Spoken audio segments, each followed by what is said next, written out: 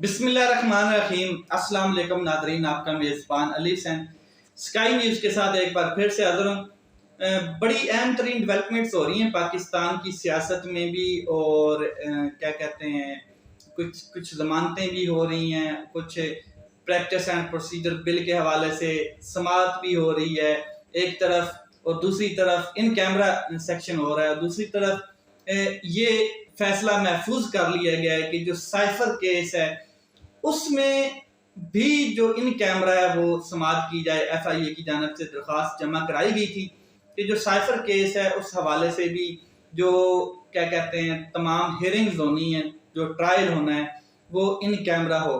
तो वो भी फैसला महफूज है। चीफ जस्टिस आमिर फारूक साहब जो हैं इस्लामाबाद हाई कोर्ट के, उन्होंने फैसला महफूज कर रखा है। देखते हैं, क्योंकि एक तरफ इमरान खान साहब को 9 मई के वाक़यात के अंदर जितने मुकदमात थे उनमें कुछ 9 से 10 मुकदमात के अंदर जमानतें मिल चुकी हैं जो खारिज हो चुकी थी, जो लोअर जुडिशरी से खारिज हुई थी, वो दोबारा हाई कोर्ट ने उनको बहाल कर दिया है। और साइफर केस के अगर हवाले से बात करें तो आज हो सकता है कि उसकी समाअत हो और इन कैमरा सेशन भी हो सकता है, और ये अभी तक डिसाइड नहीं किया गया है, लेकिन मुझे जहां तक लगता है वो होगा। दूसरी तरफ आज प्रैक्टिस एंड प्रोसीजर बिल की समाअत चल रही है। चीफ जस्टिस काजी फायज ईसा साहब उसकी सरबराही कर रहे हैं। फुल कोर्ट बेंच बना हुआ है और समाअत जारी है। दलाइल दिए जा रहे हैं तमाम फ्रीकैन की जानिब से, और रिमार्क्स भी आ रहे हैं अदलिया की जानिब से। बड़े खुल के बात हो रही है, अदलिया अपना रोल अदा कर रही है इसके ऊपर। और इसके ऊपर मैं अब क्या बात करूं, क्योंकि ये इन कैमरा हो रही है और आपको लाइव दिखाई जा रही है। कुछ चीजें इसमें हैं, फॉर एग्जांपल जो रिमार्क्स आ रहे हैं वो ये हैं कि चीफ जस्टिस साहब कह रहे हैं कि इस कानून की तब्दीली से, या ये जो अमेंडमेंट की गई है, तब्दीली की गई है, तो इससे एक आम शहरी के ऊपर कितना फर्क पड़ रहा है, उसके फंडामेंटल राइट्स के ऊपर क्या फर्क, उसकी सेहत के ऊपर क्या फर्क पड़ रहा है। ये सारे इस तरह के रिमार्क्स आ रहे हैं। कहीं पे ये लगता है कि ये उड़ा के रख दिया जाएगा पूरा का पूरा प्रैक्टिस एंड प्रोसीजर बिल। कहीं पे ये लगता है कि ये बिल्कुल ठीक दुरुस्त सिमत में बना है कि फर्द वाहिद जो है वो एक फैसला क्यों करे। इसके ऊपर काजी फायज ईसा साहब ने भी रिमार्क्स दिए हैं कि जब मार्शल लॉ लगता है, जब कोई डिक्टेटर आता है, जब कोई आइन तोड़ के आता है, तो तब भी आप एप्लीकेशंस लेके क्यों नहीं आते, दरखास्तें लेके क्यों नहीं आते, तब आप क्यों कहाँ पर होते हैं। तो उनकी जो सोच है उससे ये नजर आ रहा है कि वो चाहते हैं कि इंडिविजुअल फैसला ना करें, बल्कि एक मेजॉरिटी फैसला करे किसी भी, मतलब कि फॉर एग्जांपल वो 100 मोटो है, फॉर एग्जांपल वो अपील का हक है, तो उसमें अगर 2-3 जजेस मिलके ये फैसला कर देते हैं और अपील का हक भी मिल जाता है, तो इससे कोई नुकसान क्या है ये बताया जाए। तो ये दलाइल चल रहे हैं, लेट्स सी कि इसमें आगे कहां तक जाता है, नतीजा क्या निकलता है, क्या होगा क्या नहीं होगा, ये तो एंड पे जाके पता चलेगा। आज जो मैं आपके साथ थोड़ी सी कुछ चीजें शेयर करना चाहता हूं वो ये है कि पाकिस्तान के तमाम फेडरल इंस्टीट्यूट्स जितने भी हैं, तमाम इदारे, उनके ऊपर कौन लोग तैनात किए गए हैं, किन लोगों को तैनात किया गया है, क्या उनकी क्वालिफिकेशंस हैं और क्यों किया जाता है, और वो लोग किस इदारे से होते हैं, क्या वो इतने एक्सपीरियंस्ड होते हैं उन इदारों के ऊपर काम करने के लिए, क्या वो उन्हीं इदारों से ऊपर आते हैं इस तरह प्रमोट होके, या बाहर किसी इदारे से उठा के एक बंदा उनका हेड लगा दिया जाता है। तो ये सारी बात आज के इस वीलॉग में मैं करता हूँ। सबसे पहले अगर मैं आपको कुछ नाम और इदारे गिनती करवाऊँ तो वो ये हैं कि चेयरमैन वापडा देख लें, अगर उसको आप देखें जो हेड है उनका वो एक जनरल है, आर्मी रिटायर्ड ऑफिसर है। इसके अलावा नादरा का चेयरमैन देख लें, वो भी एक आर्मी ऑफिसर। उसके अलावा पिछले अगर माजी में भी देखें तो आर्मी ऑफिसर ही थे। नैब का चेयरमैन वो भी आर्मी ऑफिसर है इस टाइम। स्पार्को का चेयरमैन जो है, उसके बाद सुई नादरन का, उसके बाद इदारा कुदरती आफात का चेयरमैन, PIA का चेयरमैन, उसके अलावा CPEC पे जो चेयरमैन लगाए जाते हैं, हेड लगाए जाते हैं, कुदरती ज़खायर और मादनियात के ऊपर जो हेड लगाया जाता है اس کے علاوہ اینٹی نارکوٹکس پر بھی اور اینٹی کرپشن اور FIA اور بہت سے ایسے ادارے ہیں پاکستان کے ہائیلی ٹاپ انسٹیٹیوٹس جو فیڈرل انسٹیٹیوٹس ہیں، ان کے اوپر پاکستان آرمی کے جو جنرلز ہیں، جو ریٹائرڈ آفیسرز ہیں، ان کو لگایا جاتا ہے، اور یہ 20ویں 22ویں گریڈ کے آفیسر ہوتے ہیں، یعنی کہ میجر جنرل ہو سکتا ہے یا فل جنرل جس کو آپ کہتے ہیں 3 سٹار یا 2 سٹار جنرل جو ہوتے ہیں، ان کو ان اداروں کے اوپر اپوائنٹ کر دیا جاتا ہے۔ کرتا کون ہے اپوائنٹ؟ یہ آپ کو پتہ ہے کہ پرائم منسٹر یا کیبنٹ میں یہ فیصلے لیے جاتے ہیں، اور پرائم منسٹر آف پاکستان ان کی منظوری دیتے ہیں اور یہ تعینات کر دی جاتے ہیں۔ میرا جو سوال ہے وہ آپ سمجھ رہے ہیں، بٹوین دی لائن میننگ اس کا آپ کو سمجھ آ گیا، لیکن جو میں آپ کا فوکس لے کے جانا چاہتا ہوں ایک چیز کے اوپر کہ کیا اگر چیئرمین سوئی نادرا ہے تو وہ ایکسپیرینسڈ ہوتا ہے اس ادارے کا؟ نہیں۔ کیا وابدہ کا کوئی ایکسپیرینس ہوتا ہے؟ نہیں۔ کیا یہ جتنے بھی آرمی آفیسر ریٹائرڈ لگائے جاتے ہیں یہ نیب کے بارے میں جانتے ہوتے ہیں؟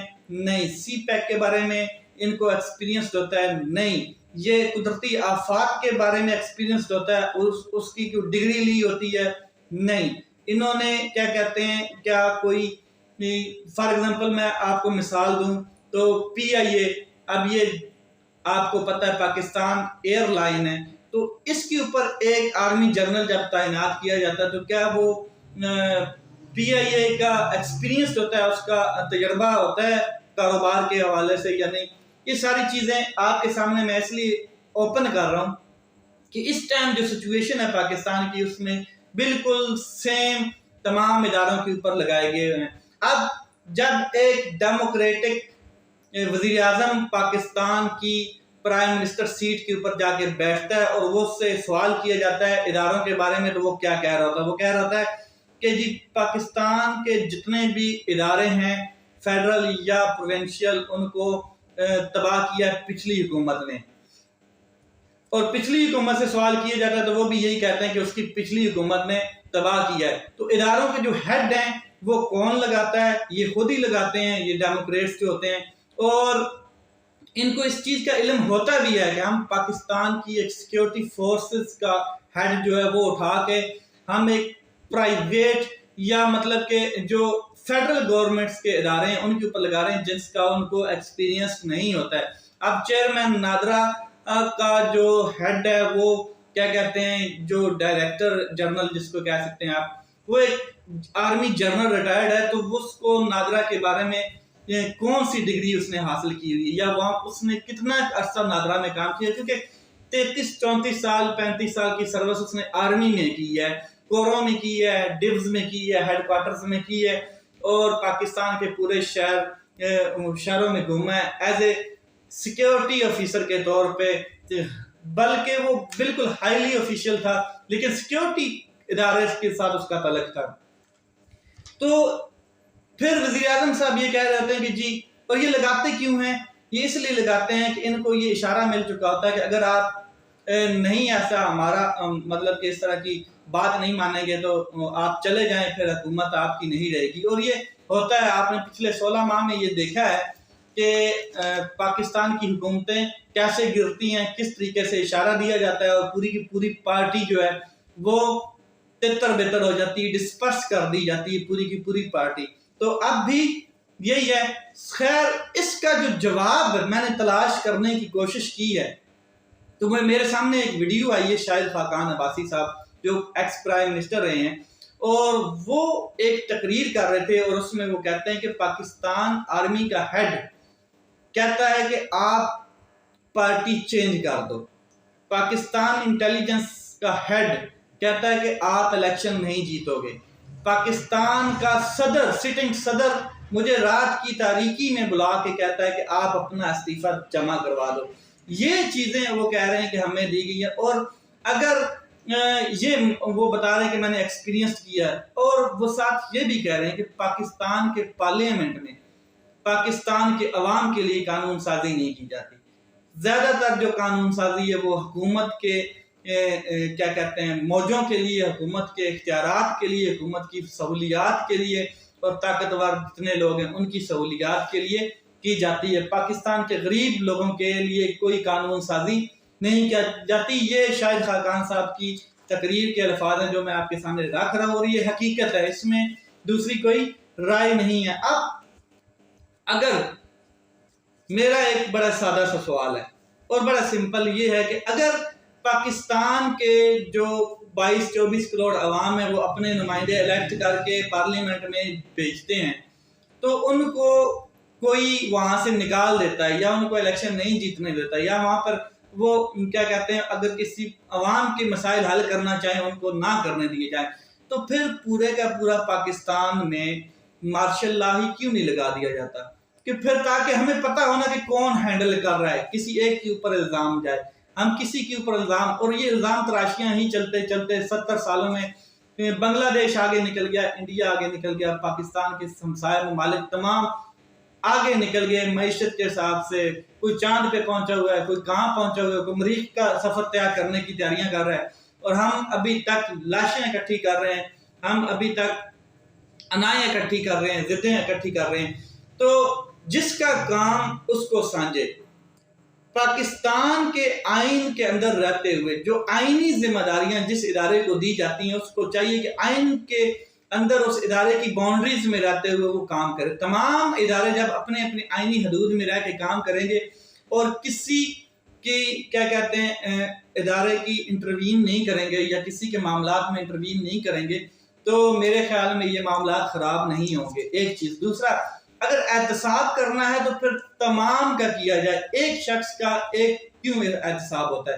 فار ایگزامپل عوام کا احتساب یہ کرتے ہیں، عوام کے نمائندوں کا احتساب یہ کرتے ہیں، اور اپنا احتساب کوئی دیتا نہیں ہے. فوج کا احتساب آج تک نہیں ہوا. کون سا ادارہ ایسا ہے کہ جو فوج، آپ نے کبھی کسی میجر جنرل، کسی جنرل کو، کسی بریگیڈیئر کو کسی عدالت میں جاتے ہوئے دیکھا ہے؟ نہیں دیکھا ہے. آپ نے کسی جج کو عدالت کے کٹارے میں کھڑے ہوئے دیکھا ہے کہ جی اس نے غلط فیصلہ دیا ہے اور اس کو عدالت کے کٹارے میں لایا جائے؟